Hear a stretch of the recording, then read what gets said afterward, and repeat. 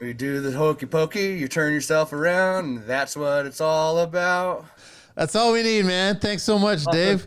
Welcome to the show. Welcome to the construction life, man. Really glad. I know we had a few little technical hiccups here and there, but today's digital age, man, of communicating with people around the world. So, Yeah. welcome. It's good to have you on the show. Well, thanks for having me. I appreciate it. Cool. And you're in Colorado, right? Yes. Okay, and we're in Toronto, so we got a little bit of snow. We didn't get the snow that Buffalo got, but we got a little bit of snow. Yeah, well, it's been coming down here. We've got 2, 3 inches, but the bitter cold has really set in, and it's quite unpleasant right now. But do you work through the whole winter, or do you kind of Yeah, shift we gears? do. No, Yeah. we do. I tried to convince people for years that we were not seasonal, and really suffered through the winter months. And now I'm really trying to convince people that yeah, we are seasonal, and it'd be really nice if we can get a few months off in the winter. I always had the idea when I first got into construction, whenever I was invited to weddings and you'd walk through the tents and they set up all the tents. And I started thinking, why can't we set up tents for backyards and just work Yeah, right through the winter and have it climatized inside there? I haven't seen certainly. anybody do it, but I totally would love to pull it off one Oh, day. well, we do. Oh, We you do, do it? absolutely. Okay, cool. Yeah, because we do work through the winter. It really, it's not something that we prefer to have to do. But it seems like we have some really good projects that set in right about this time. And believe it or not, we end up doing a lot of stonemasonry this time of the year, which is the worst time of the year to do Yeah, that to do stuff. it. Yeah. So we do. We have some pop-up tents, and then we'll run some plastic along the side so that it gets down to the ground level, and we'll put a heater up inside of there, and it actually makes for a comfortable work environment throughout the day. Nice, nice. All right. So before we get all started, quick shout out to my brother there in I believe he's in New York, Robinson Sons. I'm wearing his tee today, and it's actually a really nice tee. I got to send him another message. We're always chatting on DMs on Instagram, always shooting the shit about the industry and what's going on and everything. So a big shout out to him, Robinson Sons, and then I just want to give everybody the deets on you, Dave. It's LS Underground, owner designer, 22 years, www.lsunderground.com. And you can reach him at dave@lsunderground.com and all over social, which is under the banner of LS Underground. So you got a Facebook, you got Instagram, and you got a YouTube channel as well. Correct. Cool. So Dave, 22 years back, where did it all start? Did you always focus on outdoor and deck building? Yeah, pretty much. Right out of high school, I think in the first 2 years out of high school, I had probably 20 jobs. And I never liked anything. I always moved from project to or from job to job. And first day that I landscaped, I knew that that was my calling. It was just working outdoors, working with nature, working in the climate, working in the environment. It's something that I felt that I really had a connection to, and that's where it continued on. So landscape is where we started. And was it a challenge, I guess, at first because you are like we just spoke about, you're dealing with Mother Nature, you're dealing with elements, like you can have everything prepared for you on the day that you want to get there and get working, but then curveball. Yeah, certainly, of course. And I started out working for other companies, and we just got pushed into that environment. But I think that I'm happier working outdoors, even in inclement weather, instead of working indoors. So it's never really been an issue for me to have to deal with those kind of situations. I think they're pretty much invited as well. Nice. Can you tell me like what's the one major difference between outdoor building 20 years ago to outdoor building today? Hmm. Um, Well, from what I do, really, it was really physical back then, and I think that I've found ways to work a lot smarter, to be able to, enjoy what I do, versus that physical nature of having to, dig holes, work with a shovel. That's a big part for me personally, as far as my evolution from when I started to what it is now. When you first get into it, you don't really understand the ins and outs of construction as much. And I've got a lot more experience now. So did somebody teach you, or you were picking up tricks along the way from working with other people that you've taken to your business, right? Yeah, pretty much. That's, I was never really taught anything. I was taught the landscape, construction, but everything that I've evolved to is through self-education and perseverance. So, I mean, not a lot of people would have been going right from high school right into the trades, and especially not into the harder trades because you have one of the Sure. harder trades, right? Like there's a lot of physical activity behind everything that's getting done. Then you still got to run a business. Then you got to still run crews, and you still got to deal with material. Like there's like it's all compounded on top of other trades and what they're inside the house, which is nice and warm and toasty certain times, right? Yeah. So Yeah. that was not intimidating to you at all. No, and in fact, I don't like working indoors at all, and so working inside of somebody's house, that's, the same as working for an employer inside of their building. Yeah. So, working outdoors is just fine. So we just won't let everybody other trade that's in the business that we won't let them know that.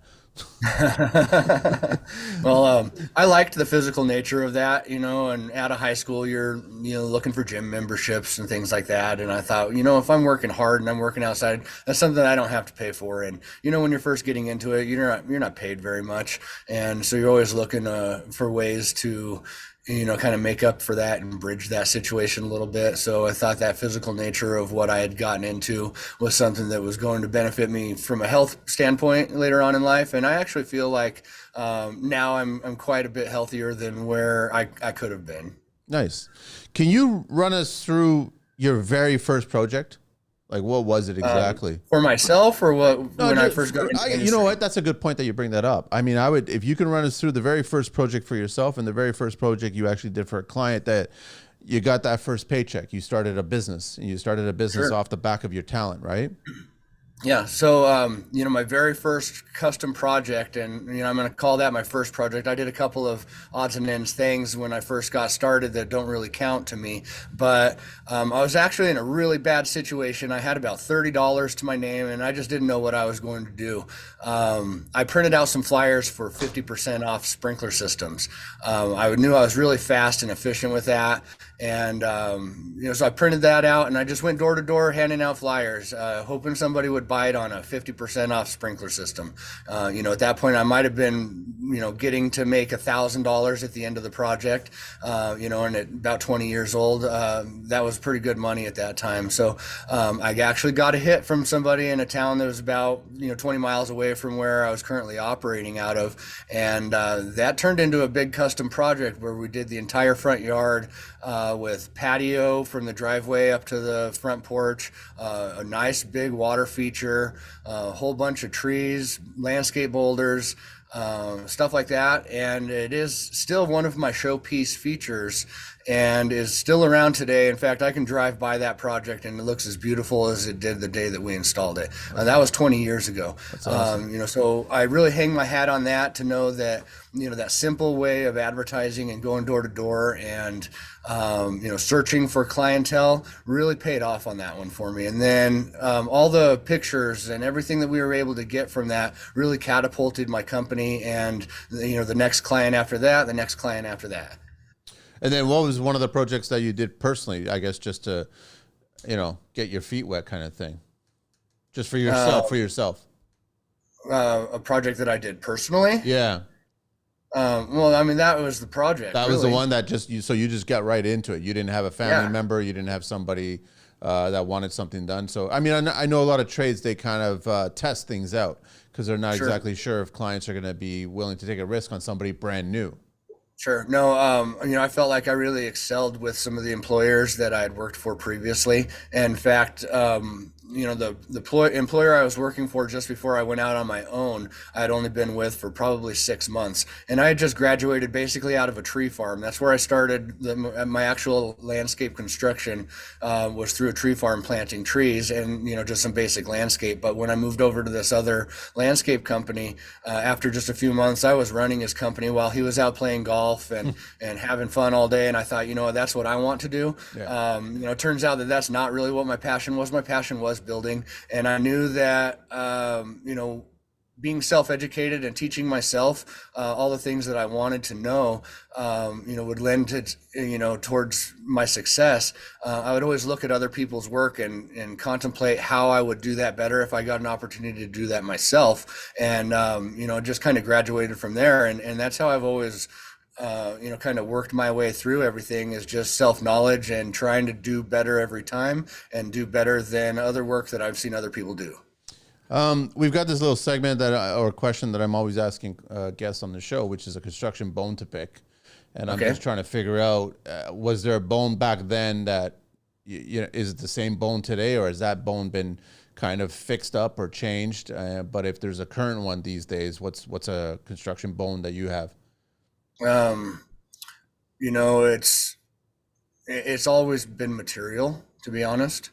I have a bone Even to pick. 2 decades ago, it was always material too. Yeah, no, it was. It's finding quality material. A lot of time you get low on, or suppliers get low on inventory, and it's just picking through the junk that they have left over and trying to take that junk and turn it into something appealing. It always takes more effort to do so. And so that's always been a big problem, and it still is a problem anymore. Getting material that is of high quality and easy to use just doesn't seem like it's a priority for suppliers. Have you asked them? Have you spoken to them and asked them, like, come on, guys, what's going on here? Yeah, certainly, because I focus in the deck industry now, and one of the biggest problems is scratched material and scratched deck boards. And it's handling, in the manufacturer, in the supplier's facility. It's not necessarily, from the manufacturers itself. It's just from the suppliers and how they handle that stuff. Dragging boards upside down, loading it into racks upside down, gravel in between deck boards. It's very difficult to find quality stuff all the time.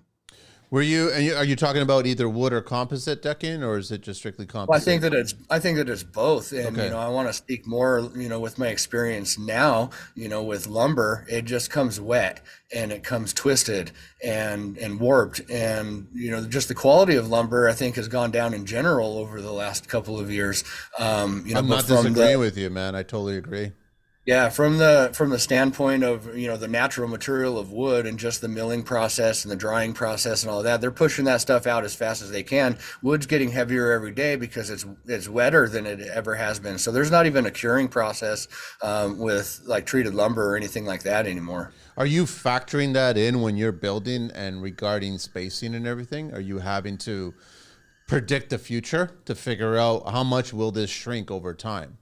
Yeah, no, actually, so and we try to account well when we're using like a southern yellow pine for our framing material. We'll understand that we're going to get about a quarter inch of shrink after framing, even, and because all the material comes bundled together and then it's wrapped too, so it traps all that moisture and it doesn't have any opportunity to dry out. And when we install that, we don't have time to unwrap it and let it sit on a job site for a couple of days to be able to dry out. So we just get right to it and we hang that stuff. But, when we're putting a ledger on the wall, we know that all the joists are going to set a quarter inch up above that. And then, 3 or 4 days after we get all of the framing done, it dries out to a point where that shrinks down. So we have accounted for some of that stuff. That's messed up. Like, that's It just is. messed up that we as tradespeople have to factor that into our design and building process. Yeah, that's true. It makes And, no but sense. we have options. We can go with kiln dried lumber, at a higher cost. And if I can factor that into a project, I certainly am going to do that because for one, moving the material is going to be a lot easier, and then we don't have to deal with all of the shrinkage as it's drying out. So we're a little bit more accurate when we go that route. And then the newer products are the treated LVLs, engineered lumber. Being able to use that stuff on a project is extremely flat. So when building a deck, we don't have to plane the boards afterwards because when a board dries, it doesn't just shrink; it warps and it twists and it bows. And we're gonna frame a deck, and we might let it sit for a week and let it dry before we even start flooring, just to see where it's going to move to, and make those adjustments after the fact. But the treated LVL, engineered lumber, that's where we're going anymore. A couple of questions. Treated LVLs. I thought all LVLs were treated. No, I don't know about interior because I don't do any of that No, stuff, like but even all the interior LVLs, any engineered lumber is already treated to be protected. Like, you could, technically speaking, leave an LVL outside, even in our climate, and it's not going to change it because it's just it's an engineer treated. So I just I was just asking about that. wonderful. But I mean, do clients press you to? It's a great idea, and I agree with you that you build your frame, you get it all going, and you let it sit because you know it's going to dry before you Yeah. start putting your finished material on top of it. Do your clients press you to get started sooner because now they're excited? I've seen the scope of my future deck, but I want to start walking on it. But I can't walk on it because Dave just told me that I got to let it dry a bit. And he's like, it's outside. The wood was outside. It came from outside. It's never been inside. So why we have to wait? Like, do you get that from clients? Yeah, no, I used to get that from clients, because it's something that we developed throughout our process, with having problems after the fact. If we get a floor on too soon, it'll be nice and flat, but then days or a week later, there's waves in it. If you're looking down the side of the deck, you can see the waves when the lumber shrinks and dries down. And so now I'm more upfront with the clients, and I explain to them why we let that dry, and what the purpose is for that. And there's a lot of understanding. Believe it or not, there's a lot of people that do their research before hiring us for a deck project and have heard things like that before, as far as the moisture in the lumber and the need for that to dry out. So at least I'm upfront with the clients anymore and let them know what the process is, and they're all okay with that. It's funny how, Dave, you probably saw this like 20 years ago, even maybe 30 years ago, decks weren't all that important to people. No, that's true. Like the outdoor I can tell space. I can tell from the quality of installation of the decks that I tear down that are that Yeah. old. Yeah, they didn't care. They just half-assed it and put it together and then get it out there, and that was it. But nowadays, decks have become an extension of the house. Nowadays, decks are even better than their kitchens and their family rooms, and they're spending more time outside, especially with the whole, the way the world was just turned upside down. Everyone will quickly realize that we wanted to go outside and have our backyard space and use our backyard space properly. Yeah, and that certainly worked for my favor too. Being in the trade that I'm in is that outdoor living space, and how do you, take the indoors outdoors or the outdoors indoors?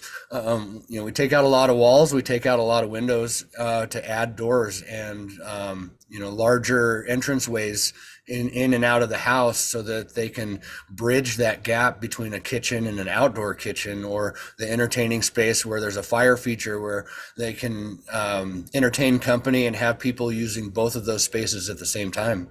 So you're handling that too, or you're giving that scope of work to other people, the No, actual no, I'm reframing? completely in house with everything that we Okay. do. Yeah. So when it comes to taking out a window and installing a new accordion door or something like that, that's all within the scope of what we offer.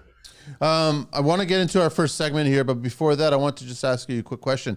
You ever had a client, because I always had this idea to build something, but I haven't come across it yet, and it might end up being built in my own place, making an outdoor fireplace that also could be converted into a waterfall. Yes, absolutely. Have you built one of those? No, but I have that on in my plans for something to do in the future. Yeah. We do a lot of water feature and fire feature work, and to incorporate the two of those together would be really cool to see. Yeah, because I mean, there's that moment where you can't use both of them at the same time in between seasons, but you're definitely going to use the fireplace during the cooler nights and days, right? And then you'll use Certainly. the water feature during the hotter summer days, right? So I have yet to have a client pull the trigger on that, but I'd totally be able to. I'd be excited about trying to pull that one off. Yeah, Yeah. I agree with you. Cool. I want to talk a little bit of history of landscaping here. European landscaping became popular with the Romans. Gardens were an escape from the city life and used religious and symbolic elements. Were designed for walking. They lost popularity during the Renaissance period. And then in Italy, landscaping grew from gardens to outdoor plazas and villas. Middle Eastern landscaping revolved around the area of paradise, involving water, fruit trees, flowers, and shade. Were designed for sitting and contemplation, and often close to keep out harsh surrounding landscapes. And then Asian landscaping. In Japan, landscaping was typically influenced by the prominent religion of the period, designed to be places for quiet reflection and meditation. Gardens of China were designed for visitors as a spiritual utopia, required to be designed and built according to the 17 necessary elements, with symbolic plants such as bamboo representing strength and resilience.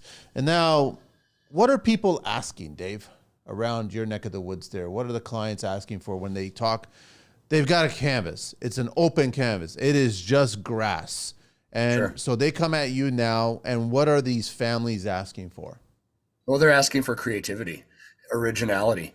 They want something that's different than what their neighbors have. It's refreshing for myself being a highly creative person, or at least I like to think that I am, to be able to have those requests and give myself an opportunity to design something that's kind of out of the norm, something that's very appealing and create that wow factor for people.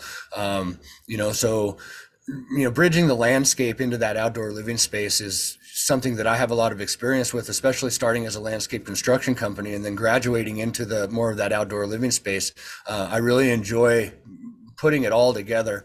A lot of people, they're going to hire a deck builder just to build the deck. Then they're going to bring in another landscape company to do the complementary work around that, where I provide all of that service myself. And, so it gives me the freedom to really try new things. And here recently, I've been really trying to bridge the landscape and the deck industry together, incorporating boulders into the decks, and then bringing the fire features out from the patio and up onto the deck, and then having multiple elements that just transfer between the two different scopes of work. Nice, man. Is there any particular how you tackle it when they start like the ball rolling? Let's say the client wants everything out there. They want their seating area, they want their dining area, they want their cooking area. You're looking at each project as trying to use as much natural material to connect with each other, or are you still taking a peek at inside the house and bringing some elements from the inside or already what they've created and then bring some of those elements to the exterior? Yeah, I try to bridge that. I certainly do go through the house and I look through all the windows and I see what their layout is inside, what kind of materials they use. Oftentimes it's not transferable from the inside to the outside, but if you can match textures, colors, things like that, the goal is to make everything look like it was all done together in the first place. Yeah. What I hate more than anything is having a nice stone veneer on the house and then building a concrete retaining wall, or concrete blocks on the outside. I prefer to build a CMU wall and get the same stone that was used on the house and do a veneer on the exterior. That really helps to bridge everything together. And then the colors of like floorings and things like that, if I can transfer that from the indoor to the outdoor, that really helps to make that transition a little bit more seamless when you're traversing those spaces. And are most people, your clients, are they asking for the composites or are they asking for wood decking? Yeah, the composites, and that's really where the industry is going anymore too. Are you a fan? Would you choose composite over wood or wood over composite, or you're in Yeah. the middle? No, I would choose the composite deckings over the wood decking. Yeah. I am against deforestation, and so there's a lot of hardwoods that I will not use, actually refuse to use that. And, it has really probably been 5 years or more that since I've gotten a request for a wood deck. So why are clients asking for the non-wood decks? Is it environmental choice? Is it they want a low maintenance? What's the reasoning behind? That it's both of those. Yeah. A lot of the composites anymore, they're using recycled plastics, and the material that I use and the company that I use primarily, they recycle industrial plastics, which are quite difficult to recycle in the first place and typically are never recycled. And for them to be able to use those industrial plastics and keep those out of landfills, incorporate that into a board that, they're going to give a 50-year warranty on staining and fading and, all of that stuff with these new products. And people really enjoy being able to say that when they have people over and they can bring up a fact like that. What's the brand that you like using, Dave? I prefer TimberTech. Okay. Yeah. They got a wide variety. They have a very decent variety. Nice colors, nice textures. They have several different lines with different price points on them. So generally we can find something within everybody's budget. And then I noticed that a lot more decks, they're pulling out the wider boards. They're nicer. They're great. They're a little more challenging to work with. True. And then also fastening purposes. Have you figured out how to handle those guys? Oh yes, of course. And that's something that we gravitated to right away. It's just part of the originality of what we bring as a company is to be able to incorporate those multi-dimensional boards into our projects. When a client's asking for something different and original from what their neighbors have or anybody else in the neighborhood, we introduce those different widths of boards and try to come up with combinations and floor patterns that are appealing. And it's certainly been something that has been a game changer for us and the way that we design. Every time I'm talking to deck builders and I guess the industry itself, I'm always fascinated that for some reason, whenever we start talking about designing a deck for outdoor use, curves have to come into the conversation or curves have to be a part of it. But when you're inside the house, and I only bring this up is because, yeah, decks and outdoor living is an extension of your indoor living. But True. most people don't have all these curves. Nobody's designing kitchens with curved countertops or curved walls or anything like that. But when it goes out to the outdoor living, it's automatic. Let's just make a bunch of curves. I'm not a fan of a bunch of curves. I'm a fan of, it's got to be proper design.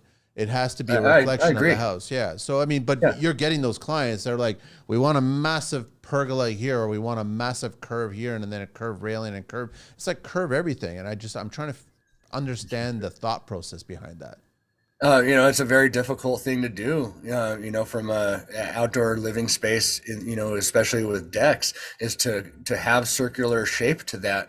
It's original. When you think of a deck, you think of a square or a rectangle, and, for history, that's all that a deck has ever been. And to have the ability to curve deck boards, it's not necessarily just curving an edge, but maybe creating a pattern of the flooring that has curvature to it, some kind of an inlay design. It's something that allows for some artistic creativity, but not all living spaces match that criteria of that indoor and outdoor space blended together. There's a big separation from what is indoor and what is outdoor. And, a lot of the time it's just the overall living space, the shape and the feel of that and how it flows together. And that's the key word is flow. And that's what people are always, asking for when they're open to curvature and they're open to shape. That's the phrase that I get the most is, can you make it flow? And I noticed on your feed that you had a lot of virtual stuff going on, and it's amazing to show Sure. clients all the virtual. Are every client now asking, since you kind of pulled the genie out of the bottle, for the virtual now? Is that what's going on? Yeah, that's all that I offer anymore. Is it an It's the expensive best. tool, Dave? Is it? I mean, it's relevant to what I do, Okay. a lot of tools that you use, whether it's the construction tools or whatnot, is part of the process. And, the better the investment that you make into your tools, the better of a product that you can supply for your clients. And the 3D and virtual designs are a key element to all of that. It's the best way to showcase what the ideas are for the project and really help the client understand, how everything is supposed to work together. And, I haven't drawn a top view design for, I think, 6 years now. So yeah, everything is virtual and, at least digital. It might not be the virtual setting where they can put the VR goggles on and look around and walk around their yard, but I have the ability to turn their designs into a video presentation and a walkthrough, and then I get to just send a link to them. This is something that developed over the course of COVID where you really had a difficult time meeting with people. And if I can just send them a video link and have them sit on their couch on their 75-inch TV and watch a video of what my ideas for their design are, that's a huge selling point. And so from an investment standpoint, it's been well worth the money. Nice, man. And I want to let people know because I'm pretty sure, listen, your scope of work is a big ticket item. Like, this is not about give me a deck that's going to cost $19.99. It's just like, that's not how this is going to work. You've Yeah. got the biggest machinery, you've got the biggest materials, you've got a huge crews that have to handle certain things. There's structural, there's aesthetic, there's all kinds of stuff. I mean, what's the average outdoor project costing these days? What's the reasonable that a client looks at this and go, if I want to do this, this is what I should be saving my pennies for? Yeah, I think starting price is about $35,000. And that's just to get something decent, something livable with a little bit of visual appeal. But on average, $50,000 is a more realistic budget to have. And that's hard for a lot of people to say that, they can come up with that. But the way the housing market fluctuates too, a lot of people end up pretty nice on their house from when they actually bought it to what the value of that is now. And people able to take money out of the house to put into those outdoor projects and get an upgrade only helps them from a monetary value on the what their house is worth, and then resale value as well if they decide that they ever want to move. But again, getting outdoors is the key here. It used to be that you were on vacation every Saturday and Sunday. You'd work from Monday to Friday, and then you spend the rest of your weekend heading up into the mountains or to the lake or something like that with the family. And that's just something that is very difficult to do anymore. So if you can bring that to the, down to the suburbs and into the yard and give yourself a pleasant place to be, that's where most people are finding that appeal and justifying the costs for those. I mean, me personally, Dave, it just seems like those numbers seem extensively low, like No, I extreme. agree. And I'm talking about just entry level kind of stuff Yeah, too. yeah, In our market here in Colorado, to be honest, my projects are all over yeah. $100,000. That seems like it's where it should be. Yeah, no, and it is, and because that's where the high level of creativity and implementation of design comes in. If you want something that's creative and something that your neighbors don't have, it's going to cost quite a bit more. Maybe the reason why your neighbors just have a square deck is because all of that's all they could have afforded. But to get curvature, I mean, that's something that's very difficult to do, and there's not a lot of people that do that. It is certainly growing in the market, but it does come with a cost. So I mean, there's a lot of talk about the neighbors. I mean, is there lots of competition here? Like, is it all about keeping up with the Joneses and trying to Yeah. figure out what so and so had? So then I've got to build this. It's got to be bigger and better Yeah, looking. it's something that I've always seen from the moment that I started construction is, and we did a lot of new construction when I first got into it, and I think that's what helped catapult me and my company as well. Is there's just so much new construction to be done, not enough, renovation is all just brand new stuff. And so you get into a new neighborhood, and maybe there's 50 new houses in this neighborhood, and three or four of them are at the point where they have outdoor living spaces. People start to see some work of other people and they get some different ideas, and everybody wants to top that, and there is a lot of competition. What part of Colorado are you in? We're north of Denver, a little town called Longmont. It's probably about 30 minutes north. How far would Vale be from you guys? Vail would be about 2 hours to the west and up the mountains. We live right outside of Boulder, Okay, basically, all which right. is the edge of the mountain. So all of eastern Colorado is plains, all of western Colorado is mountains, and there is a distinct line from where those separate. Yeah, that's what I, which is kind of funny, in a different kind of way. Your clients, where are they getting? I'm assuming they're getting ideas. They're already coming at you with some ideas. They're probably pulling Pinterest. They're probably pulling House, or they're pulling whatever magazines that they're flipping through. Are you seeing a lot of that? No, I'm not actually. Just from where we stand as a company and the different things that we've achieved throughout the career, especially here in the last couple of years, people are seeking us out just to hear what my ideas are. I usually don't get very much input from clients anymore. They pretty much show me the space that they're interested in transforming and ask me to come up with some wild concept. Are you still on the tools, Dave? Are Oh you yeah, no, really? absolutely. I think You're of not myself shifting as the business yet to get off the tools and just focus on the design aspect of it, or? no. There will be a point where I do, and I just focus on the design. But it goes all the way back to when I was running my boss's company and he was out playing golf. I thought that that's what I wanted to do too. I just wanted to run a couple of crews, say hi in the morning and be off and doing whatever fun stuff that I decided I was going to do. But it really turns out that my passion is building. I love the construction process. I love to implement the design and be accurate with that. And really, replicate what I designed in real life. Oh shit, I forgot. I was gonna just ask you something. How big is the crew? We're pretty small. I have one guy that's solid guy that works for me every day, and then we usually bring on one or two other guys at the beginning of the year, more like laborers and craftsmen in training. Unfortunately, guys don't really last very long in the construction business. I don't know why that is. It's just hard But they work. lose Too hard focus. work. It is hard work, and you have to be dedicated with what you do, and you have to have a desire to improve yourself and do good in life just in general. And I've had a really hard time finding quality employees the last couple of years. Now, I have a certain focus of what the company is about and what our goals are. And again, I think of myself as an artist, and from that artist standpoint, I can't hand somebody else the paint and have them replicate what it is that I'm thinking in my brain. So, I have to stay on those tools, and I have to, be a main part of that. And it happens to be what I enjoy to do. But I mean, one day, Dave, like you, everybody I've spoken to in construction, including myself, one day you're gonna. I mean, this year for me, it's been kind of interesting to actually let go of a lot of tools that I know I'm not going to be using anymore Sure. for doing work. I'm like, I'm not going to handle that anymore. I'm going to hire somebody that's going to take care of that. They've got their arsenal of tools.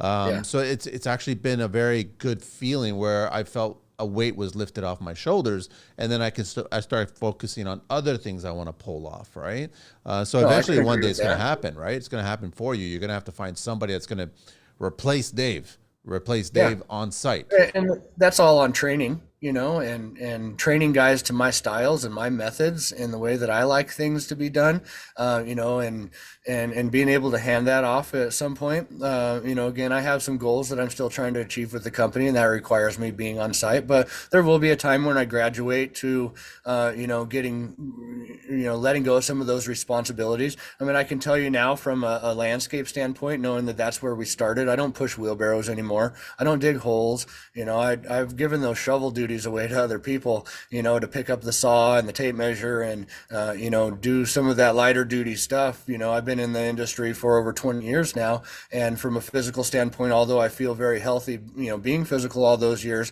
it's just something that I don't have a desire to do anymore either.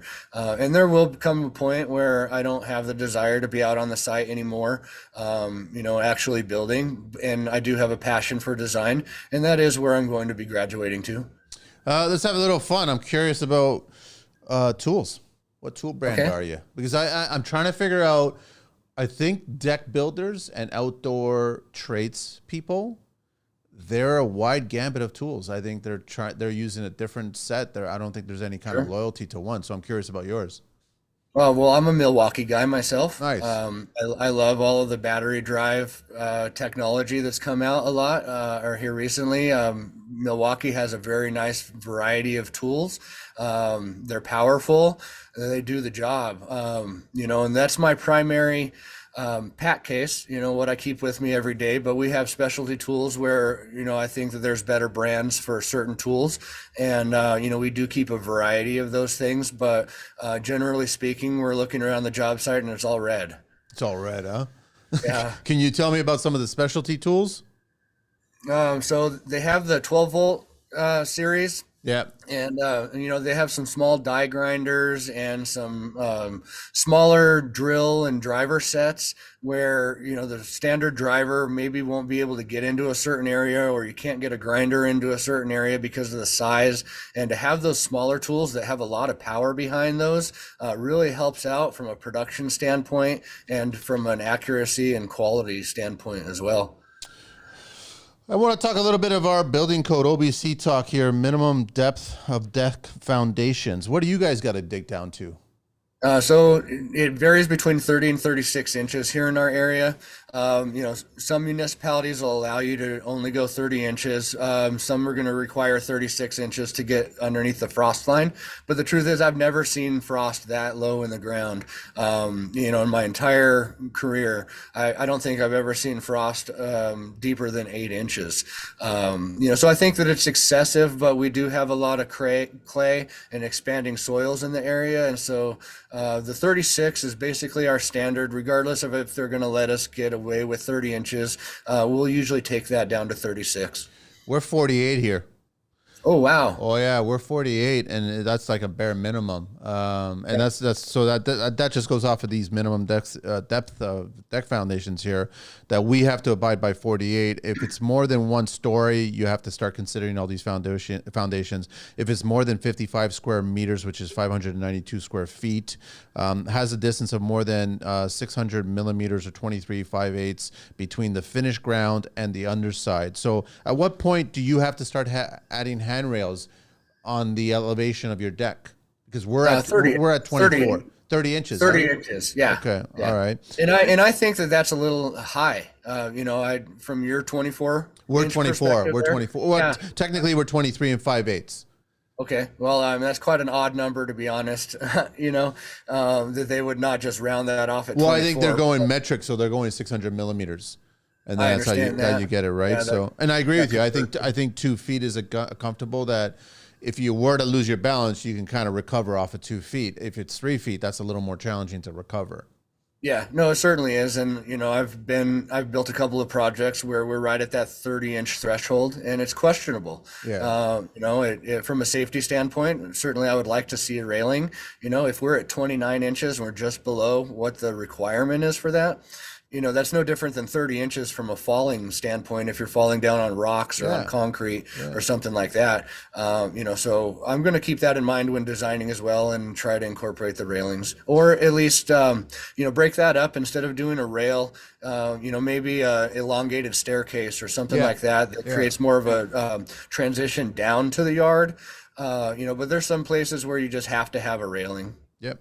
So it all has to do with the frost penetration, and you have to have your drainage properly, and it also has to be, so we're actually technically speaking 47 1/4 inches into clay and undefined soils. All the other types of decks are undefined. So what is your soil like out there? Is it very hard clay? Yeah, it is a hard clay. Well, it depends on the area. Like I said, we live right on the edge of the mountains where it's all plains on the east side and mountains on the west side. So we have a really high clay base as we're closer to the mountains, but as we go out east, it gets a lot sandier. And then up into the mountains, really horrible digging conditions. It's mostly stone and rock. And that's really hard to dig holes to pour concrete. So we've actually, and even in the plains when it's sand, you dig holes and those holes cave in before you can even get concrete poured. So we've had to look into alternative foundation systems. Dave, I'd love to get into the world of fasteners. And I mean, recently, a couple of years ago, I did a deck with a wide board TimberTech product, and the client was very specific, wanted stainless steel hex face screwed throughout. He wanted all those little stainless steel dots on all the deck, right? What are you? And it looked pretty for me. It wasn't my thing because I knew in the summer months those little screws, which were like a number 10 head, those are going to be hot. And if you're barefoot and walking on it, you're going to feel that heat coming off that stainless steel screw. I'm assuming that you're mostly hidden fasteners. Yeah, we're either side clip or we're screw and plug. So we'll recess all of our screws. We usually won't have any face screws showing whatsoever, and we use the Fasten Master Cortex system. They'll actually take the boards from the manufacturers, create plugs out of those boards, so it's a perfect match to texture and color. Recess all of those screws into the deck board itself. And then plug all of those holes. And 85% of the time we get a perfect match to the board, but we're stuck with what the manufacturers provide us from a color scheme. And a lot of the deck boards anymore have a lot of color variation to those, some color striations through that. So we'll get some random plugs that are just like an off color and they don't really match, from a perfection standpoint from what we're trying to plug, but about 85% of it you'll never see where any of those screws are. Yeah. And then the side clips you're using, I guess because you're choosing a board that's got a groove in it, and they're recommending the clips for that board, right? They do, and they'll hold a warranty against you if you don't use the clips that they specify for that. And that's just their way of getting out of having to warranty something. But I'll use Trex hideaway clips. Okay. They're very rigid. It's a glass plastic composite. They don't dig into the board because there's a lot of metal fasteners. And if you over squeeze a board together, because they're not all straight, you have to force them straight when you're laying out a deck board. And you can over tighten boards and dig those clips into the side, and that'll affect the gapping between those. So to use that Trex hideaway clip, that's my preferred method of side clip fastening. It is more tedious and a longer installation process because they're individual. They're not on collated strips or anything like that, but they are more accurate. So, as long as our first deck board is perfectly straight, everything else should fall in line after that. Now, with the wider boards, when you get into like an 8-inch board, are you putting 2 face screws and then plugging it, or are you putting 3 face screws and plugging it? We do 3-face screws on a 6-inch board on the ends, and then on an 8-inch board we're using 4 on the end, but then we're using 2 on every joist in the field. On the field, right? And then if you go the side mounted clip system, do you find that sometimes there's a little bit in the center of a wider board that's not completely fastened tight to the actual joist, or are they sitting perfectly comfortable there? No, because we're going to plane that, and so we're going to be completely flat. So everything that we tighten up in the center of the board is the same as what it is on the end. There isn't any gap difference from, an elevation standpoint of how that board sits flat. We haven't had an issue with any of that stuff. But I do want to say that when we do use side clips, we still do the Cortex end screw fastening, and that helps with expansion, contraction, and movement of the board. Nice. Are you protecting all the joists? Are you putting Absolutely. a membrane of some sort? Do you have a go-to membrane that you work with? Yeah. Vicor, it's easy to work with. It's inexpensive. It's forgiving. It's self-sealing. So that's typically what we use. There's a couple of other manufacturers that other guys prefer to use. But like myself with TimberTech, it's just who you prefer as a manufacturer and what you're used to. But Vicor comes in a whole bunch of different sizes, and we protect everything, all of our joists, the tops of our beams, the tops of all of our posts before we put beams on. Just anywhere where water has an opportunity to sit, we're going to make sure that that's protected. Correct me if I'm wrong, but when it comes to any composite material decking, you have to go 12-inch on center, or you can get away with 16 on center? You can get away with 16 on center, but I haven't done that for years. Our standard is 12 inches on center, and there's a lot of times where we'll actually even go smaller than that, and we'll do 10-inch on center. Why would you go with 10? What's an example of a 10-inch on center? TimberTech has a line called AZEC, and it is 100% PVC. And so, anything that's plastic that's going to sit in the sun is going to want to,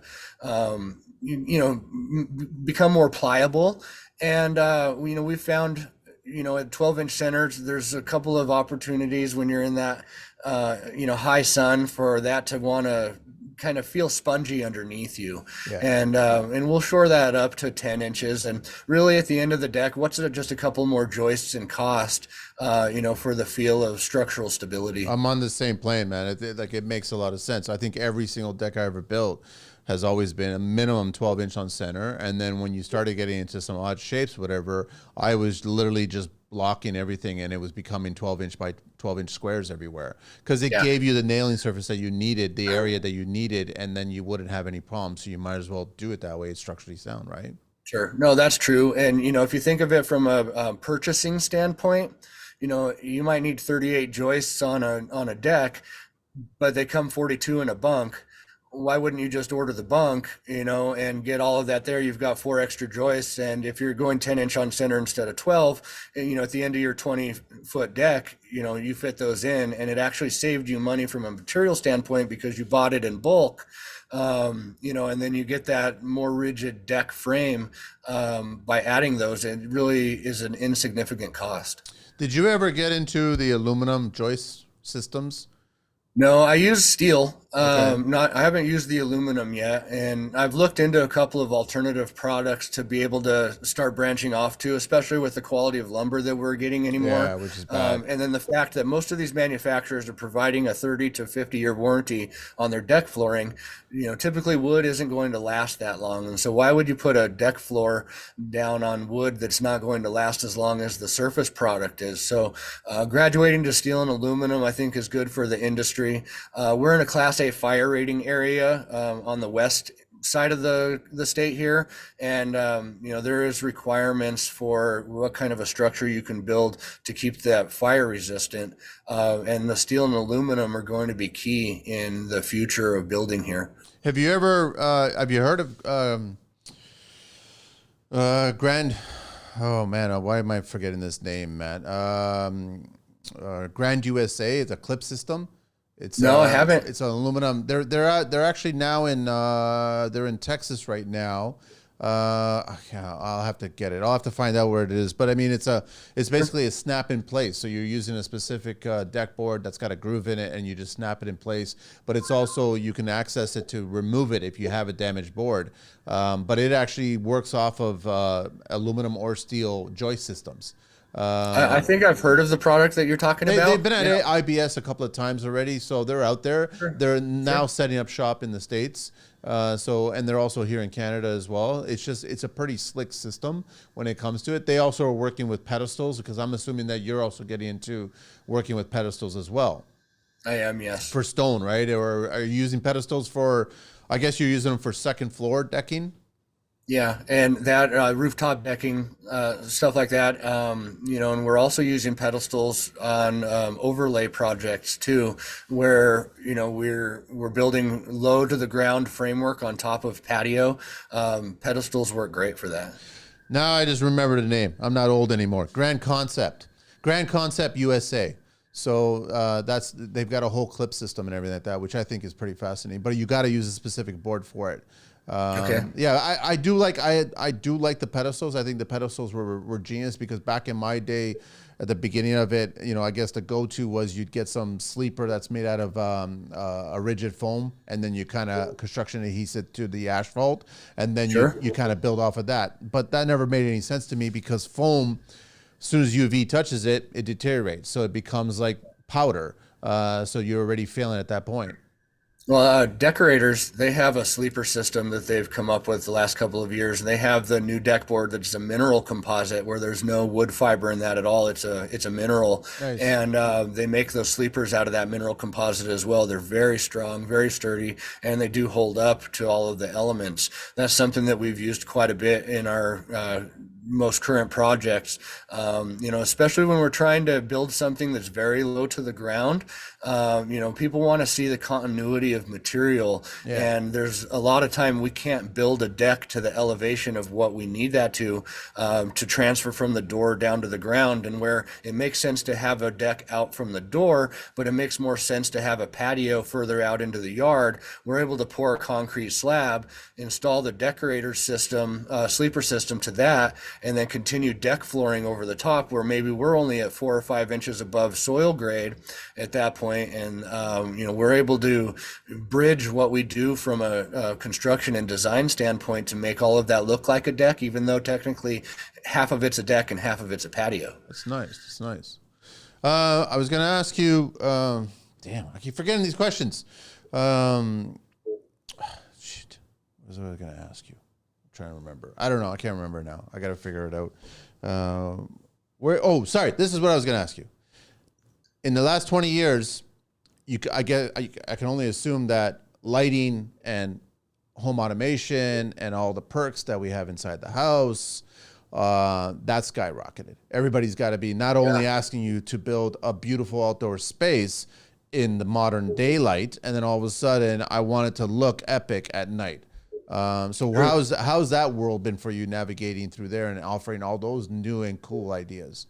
It's been awesome, to be honest, to see the technology evolve to where that it is now. We used to use just incandescent bulbs on a 12-volt system to shine up on trees. Every now and then we'd have some pathway lights that, go along the pathway or along the patio.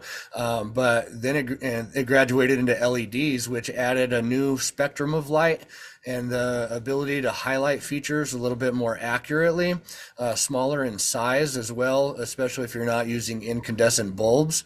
And then the fact that you don't have to replace those bulbs every season too, because they burned out, those LEDs last a lot longer. And then now we're using the RGB lighting, which provides however many millions of color shades that you would want. And, we have apps on phones that'll run all of your lighting anymore. And there's technology to where you can use your phone to take a picture of a color and make all of your lights turn that color. So the flexibility of that, plus the zoning of being able to use different colors in different areas of the outdoor living space is huge from a creative standpoint, and the way that we can highlight features in different ways. I've got I'm hoping that you're not doing this, but I think is I've got a neighbor of mine that recently did a little bit of backyard designing and added a hot tub and all kinds of a little deck and everything like that. But then he threw this harsh light on the second floor right underneath the soffit, and it points straight down, but it also spills into my backyard, and it's a little bit of annoying. And what I quickly understood when I was doing any kind of outdoor designing or outdoor building is you can't start from your house and work your way. When you want to feature it regarding lighting and audio components, you got to start from the fence line and point it back into your house, because why do you want light spilling outside of your backyard or audio spilling outside? You want it to be spilling back inside, right? So I'm assuming that's what you're doing. You're working from the fence line back in. Yeah, I'm very conscious of what other people's views of the project are. And, I certainly don't want a spotlight that somebody has shining on their tree behind me, shining up into my bedroom every night either. So I am conscious about that. But then again, with lighting, almost everything is dimmable too. Yes. And so it's to create an ambiance. It's really not to highlight something as much, and to create that, overused light feature, but to, dim that down or to place that accordingly to where it's complementary and, appealing from, your standpoint as the owner of the project, but not creating light pollution. And that's what I like to call it, is light pollution, for the neighbors or the surrounding homes. And then, oh, man, I keep forgetting these questions. I'm trying to remember.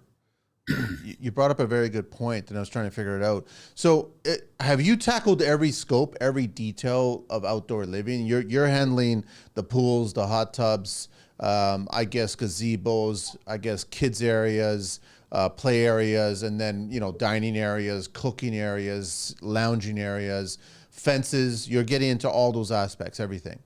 Oh, absolutely everything. Anything that has to do with the outdoors, that's what we specialize in.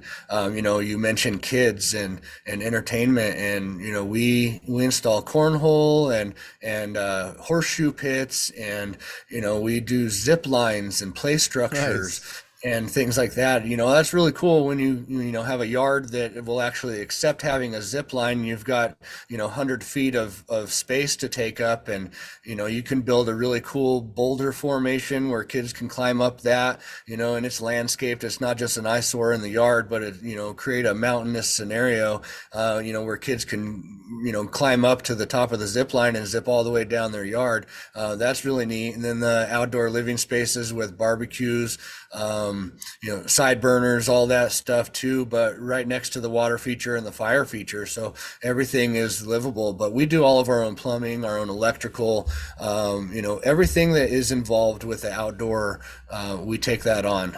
One of the first projects I ever built, and it's actually still up to this date, is the clients asked me, because I was building a deck, and then they asked me to build a tree house for the kids. The kids were very small.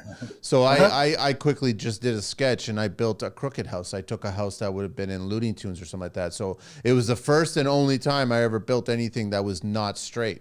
and it was done that way purposely, right? It was on 5 degrees, 10 degrees, and it was built really well, and it's got a little balcony all the way. It was all designed for kids. So even the stairs leading up to the top there, the steps I think were about 4 inches high. It was all designed. It was awkward for an adult to climb it, and it was like rope railings and everything, but it was very, very cool, and it's still up to this date. And I had a lot of fun doing that because we have a big raccoon problem here in Toronto, and so I had to put plexiglass for the windows. I had to put a doorknob, and it was like it was nice. It was out of cedar shakes. It was out of pine, and it still looks good. It still looks amazing. I love those. And Those are really cute projects, and it's Yes. nice to see that stuff. And especially for somebody who has a problem building level and plumb, that would be something That good was for them hard. to take on, right? Yeah, that was hard. And it was also fun. At the bottom of it, they wanted a sandbox.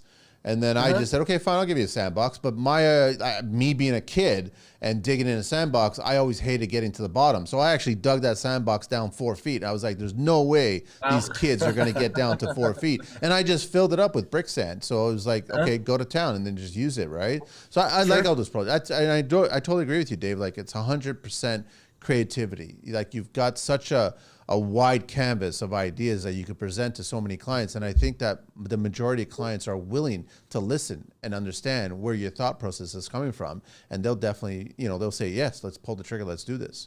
Yeah, a lot of time it's about doing what's right also. Yeah. You know what's right in your mind, probably you, myself, there's not a lot of people that know what's right, how to transition from, certain materials into other materials. That's a big problem. But, I agree with you. I used to hate digging down to the bottom of the sandbox and get there 6 inches. Yeah. If I could give somebody at least 10 or 12 inches, that would fulfill me. I don't know if I'd go down 4, but, I was just digging. Kids, they all want to dig down to China, right? Yeah. So give them the opportunity. Let's do the last segment here, which is a little bit of Green Book talk, equipment care. So you've got a lot of big toys, and you got to maintain, which is a whole other part of your business, right? It's not just about using tools once or twice and then all of a sudden it's done with, right? So all vehicles, machinery, tools, and equipment shall be maintained in a condition that does not endanger a worker. No vehicle, machinery, tool, or equipment can be used if it's defective, hazardous, the weather or other conditions are likely to endanger a worker, or it is to be repaired or serviced. If a vehicle, machine, tool, or equipment is rated at 10 horsepower or greater, copies of the operating manual must be readily available at the project site. It's basically just take care of your tools, man. That's all we're asking. It is. It's really important. No, that's huge. Tool maintenance is a big issue. Keeping stuff from being weathered, sitting out in the rain, sitting out in the snow, just being left out in general is not acceptable. We have a 30-foot enclosed trailer, and it's plenty large enough to be able to store everything that we need in a nice environment.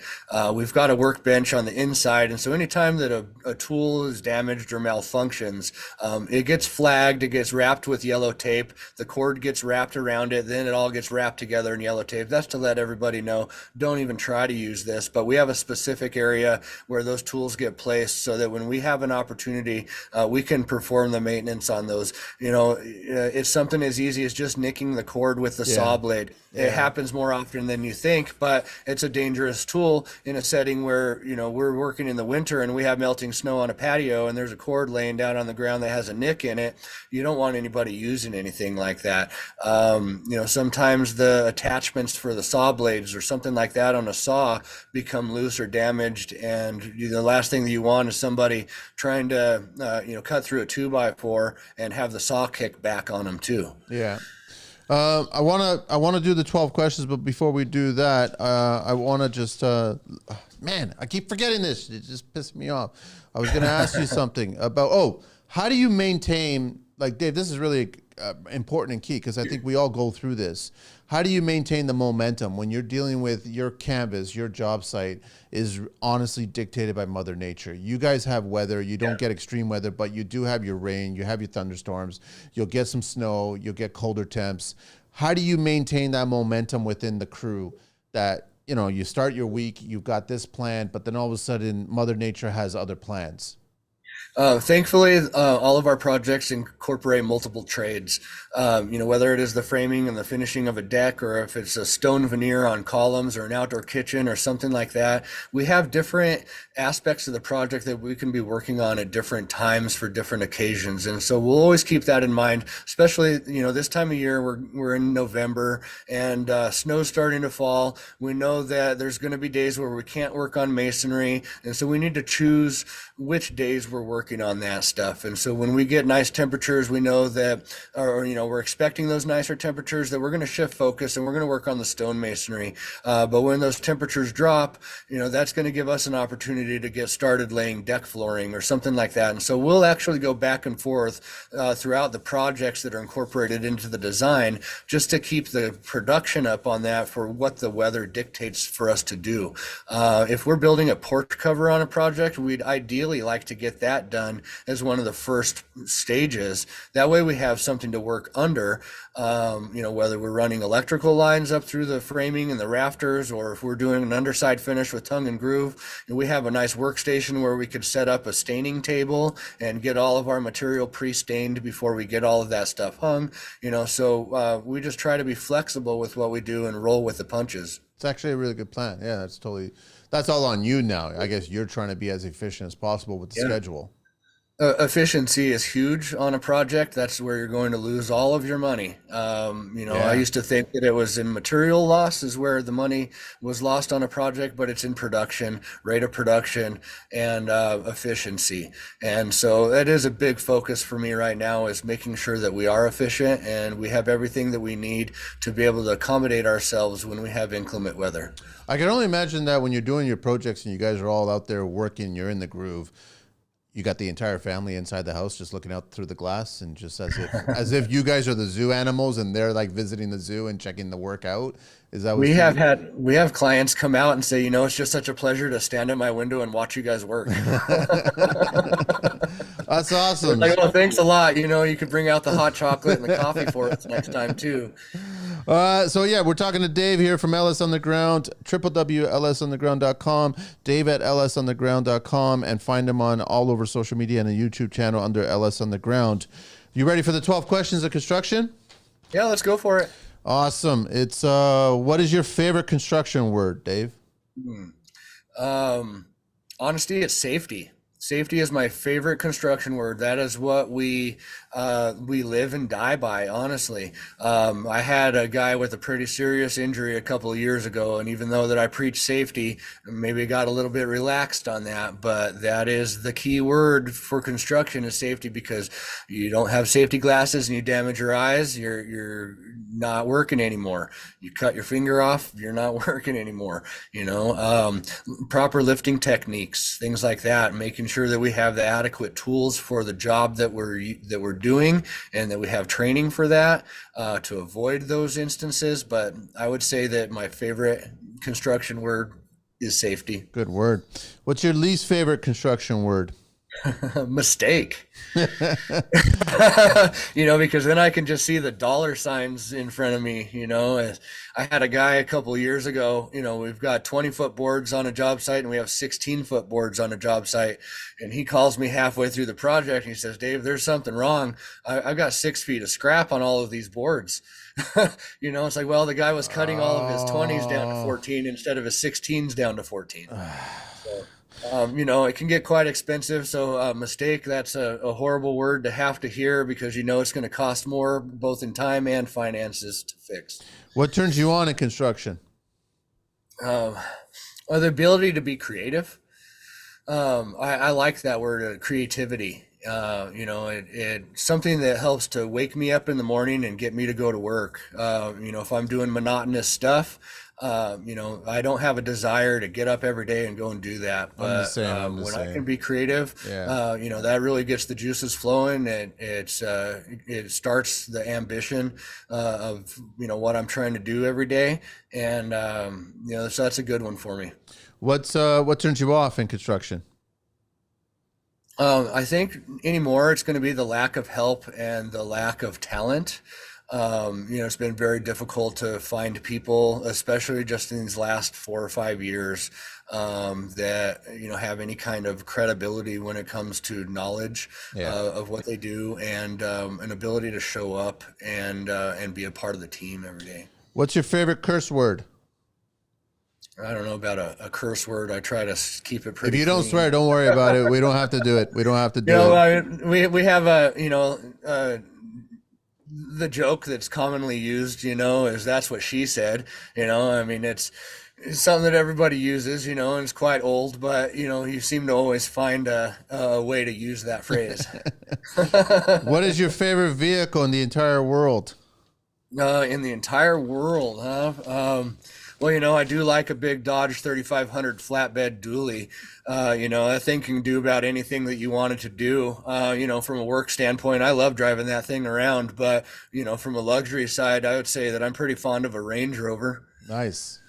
Yeah, I'm not a big sports car guy myself, but, that elegant look of a Range Rover and, driving down the streets, pretty appealing. Nice. What's your least favorite vehicle in the entire world? Oh, I know this one. That's quite easy. That's a Ford 6.0. All the Ford guys are going to come out of the woodwork now. That's probably the worst engine that was ever created for a work truck, is the Ford 6.0. Yeah, I've had two of those. We'll never go with a Ford again after Just that problem experience. after problem after problem. Yeah, it is. You fix a problem, and it's a $2,000 problem, and within a week you've got another $2,000 problem Ouch. that's not even related to it, and then you Ouch. fix that, and then you're right back to the original $2,000 problem. What construction sound or noise do you love? I do love the sound of a miter saw, a chop saw. You got a little bit of a squeal to that when it starts, at least ours does. I think that that's a good one, because to me that also says accuracy. When a guy's cutting, that he's using the right tool for accuracy. So I do appreciate that sound. What's your go-to blade? I'm just curious. What's your go-to blade for cutting composite material? We use the Diablos. Yep. And they have a good variety of blades, and sometimes we're interchanging those, for different materials, just depending on what we're using. A general all-purpose blade works pretty well for just about everything that you're working on. But certainly when we're on framing, we're going to have a framing blade on, and when we're on flooring, we're going to have a fine-tooth blade on there, just to alleviate chips and things like that. There's a reason why they make different blades for all you young people that are starting in the industry. Just do not assume that you can use this blade because it's on the saw. Take the few minutes to change it up. True. We actually have different saws set up. At least our skill saws are set up for different blades. Even smarter. Even smarter. That would require buying more than one saw, though. Well, it's true. That's same with a grinder. Same thing. We do a lot of stone cutting, and they've got diamond wheels for the grinders, and then we do a lot of steel cutting, and there's that steel cutoff wheel for that, plus a grinding wheel. So it makes sense to have a grinder with every blade on there. So we have 5 or 6. Does Milwaukee have grinders? They have grinders. Yeah, they do. They have battery powered and corded grinders, and we use both just depending on how hard we're using the tool. But I mean, I don't always use Milwaukee. Makita is what we use for our 7-inch grinder, because it has the strength and the durability. It won't heat up in your hand either. Well, I'm sorry? It won't heat up in your hand.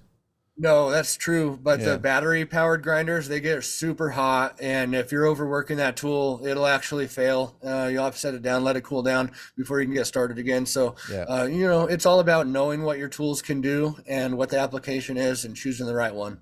What construction sound or noise do you hate? I think I hate the air compressor. Yeah. And that's something that we're able to actually get away from here now, with all of the battery powered nailers and the gas powered nailers. That stuff is awesome, and they have a lot of power. Something that I really tried to stay clear of when they first came out. I just didn't trust the technology to be able to work throughout the day. But Milwaukee especially, they have a great framing hammer. It's just the battery usage is what it is, but even batteries have evolved to where you need those to have enough power and capacity to get you through a day. The pass load has an amazing gas powered gun, Yep. and that thing has a ton of power, but we hate having to buy those cartridges over and over. Over. Last three questions. What profession other than your own would you like to attempt one day, Dave? I think that, a lot of people tell me I'm crazy for wanting to be a chef and working in the restaurant industry, but, Oh. on top of construction, one of my favorite things to do is cook. And, I'm a foodie at heart, and every time I travel, I spend all my money on food.